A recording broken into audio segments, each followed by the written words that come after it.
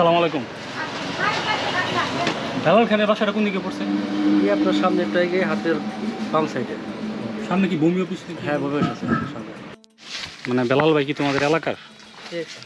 কেমন সম্পর্ক? কথাবার্তা বলছো বেলাল ভাইয়ের সাথে? ভালো সম্পর্ক। ভালো সম্পর্ক, কথাবার্তা বলো মাঝে মধ্যে? মাঝে মাঝে তো বলতে দেখা হয় না তো, বাসায় বেশি থাকে না। আসসালামু আলাইকুম, ভালো আছেন? আলহামদুলিল্লাহ। বেলাল খানদের বাসা কি এটা?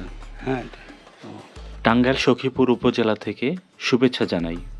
সখীপুর বাজার থেকে যাচ্ছি নলুয়া গ্রামে। এই গ্রামেই রয়েছে বর্তমান সময়ের জনপ্রিয় গায়ক বেলাল খানের পৈতৃক ভিটা। আজ আমার গন্তব্য সেখানেই। আসসালামু আলাইকুম আঙ্কেল, কেমন আছেন? আলহামদুলিল্লাহ। যে আপনি তো হচ্ছেন যে আমাদের যে জনপ্রিয় গায়ক বেলাল খানের বাবা, হ্যাঁ? জি জি জি। তো আঙ্কেল আসলে আপনারা কি মানে খান বংশ কিনা? হ্যাঁ, খান বংশ। আপনারা খান বংশ? পূর্ব আচ্ছা, থেকে আচ্ছা। খান বংশ। তো একটু কি বলবেন বেলাল খান মানে বেলাল ভাই কবে আসছিল নলুয়াতে? সে ঈদের আগের সপ্তাহে আসছিল, বৃহস্পতিবার আসছিল, এই যে গত পরশুদিন চলে গেছে। মানে এই কদিন আপনাদের সাথে সময় হ্যাঁ, দিয়েছে? এখানে ছিল। আচ্ছা আচ্ছা। তো চলেন আমরা একটু এখানে বসে কথা বলি। আচ্ছা, চলে। সেটা হচ্ছে বেলাল ভাই যখন আসে এই গ্রামে তখন কি সবার সাথে উনি দেখা সাক্ষাৎ করে? ওর মধ্যে কোনো হিংসা বলতে কিছু নাই, আচ্ছা আচ্ছা। না পছন্দ বলতে কিছু নাই। তোর আমার ভালো লাগে না এই এমন আমাদের কোনো বাব্বাটা কারো এই ধরনের কোনো নাই। আচ্ছা সবাই এক।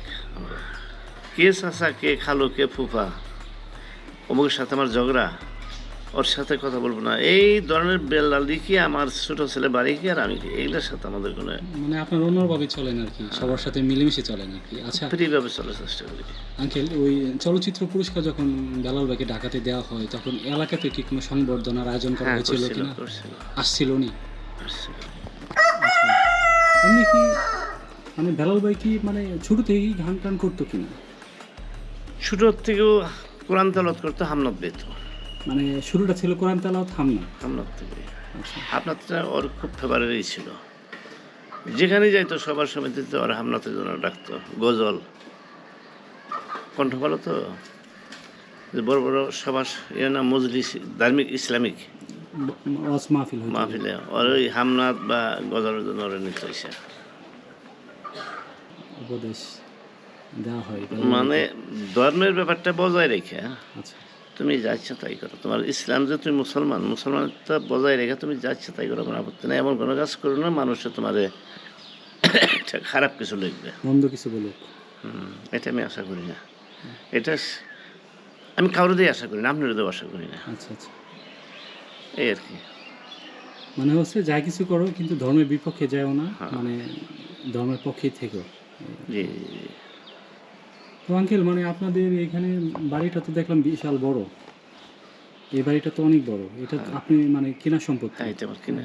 এটা কত সালে কিনছিলেন এই বাড়িটা? এটা আমি কিনছি তখন আমি ক্লাস 8-এ পড়ি, আচ্ছা, ছাত্র অবস্থায়? ছাত্র অবস্থায়। তখন আমার 77-এ 77-এ এই বাড়িটা কিনছিলেন? বাড়িটি কিনছিলাম। আচ্ছা, তখন তো মানে আপনার ওই বাড়িটা তো মানে পতিতই ছিল মনে হয় না? না, এটা হিন্দু বাড়ি ছিল। এটা এমন একটা বাড়ি ছিল, টাঙ্গাইল জেলায় এই বাড়িটা ফেমাস বাড়ি নামে বিখ্যাত ছিল, বিহারী মণ্ডলের নাম বাড়ি, টাঙ্গাইল জেলার ভিতরে? জেলার মধ্যে। আচ্ছা এখানে কোর্টের জমিদাররা এমন কোনো দিন নাই যে হাতি 2-4টা করে না থাকতো এই বাড়িতে। মানে ওই করতো যে ইয়ে যায়, বন্দুক নিয়ে যায়, এই করতো, ওই যে কি পাখিটাকে মারতো, শিকার করতো, বুঝতে পারছি। এখানে আড্ডা দিচ্ছে। বিরাট বাড়ি ছিল এই বাড়িটা? এই বাড়িটা।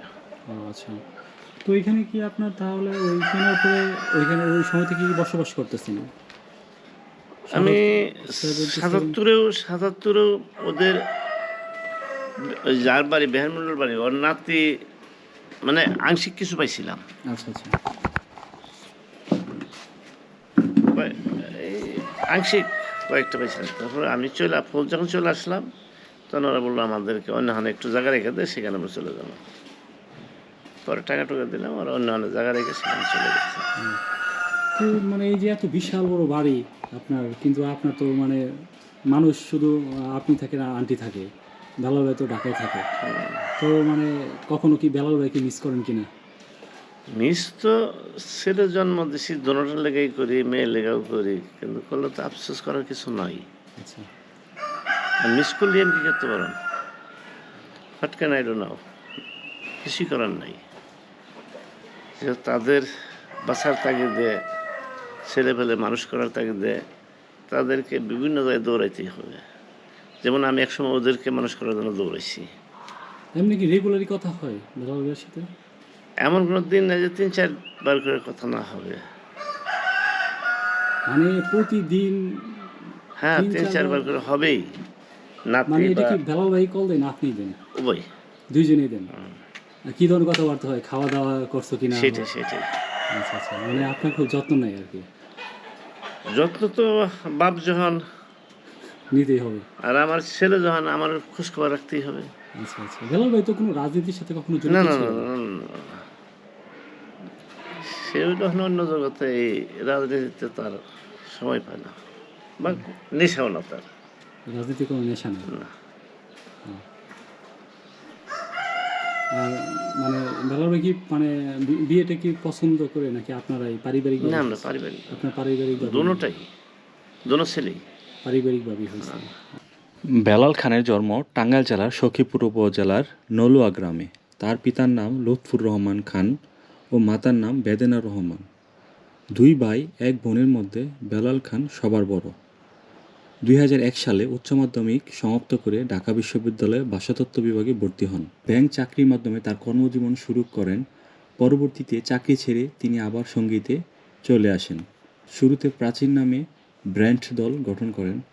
পাগল তোর জন্য গানটির মাধ্যমে তিনি বেশ পরিচিতি লাভ করেন। তার একক অ্যালবাম আলাপন 2012 সালে প্রকাশিত হয়। আসসালামু আলাইকুম, কেমন আছো? ওয়ালাইকুম আসসালাম। জি, শুনছি যে তুমি বেলাল খানের ভাই, আসলে তোমাদের সম্পর্কটা কি বলবা? আমাদের সম্পর্ক বলতে বেলাল ভাই আমার ভাই, সে মনে করেন আমার আম্মুর চাচাতো মামার ছেলে, আর তার স্ত্রী আছে, সে হলো আমার ফুফাতো বোন লাগে। আচ্ছা, তো বেলাল ভাইয়ের কি কোনো গান শোনা হয় কিনা? প্রায় হয়, তার অনেক গান আমার ফোনে আছে, ভালো আচ্ছা। লাগে। যদি বেলাল ভাইয়ের মানে নাম মাথায় যখন আসে তখন বেলাল ভাই কোন গানটার কথা মনে পড়ে? পাখি একটা সং আছে, সেটা ভালো লাগে। পাখিটা ভালো লাগে না? আচ্ছা, আর কোনো গান কি শোনা হয় কিনা? আরেকটা আছে মমতাজের সাথে একটা বলছিল, বাপের বলো বলা, বাপের কি জানে মনে নাই, কিন্তু ওইটা ভালো লাগে, ওইটাও আছে।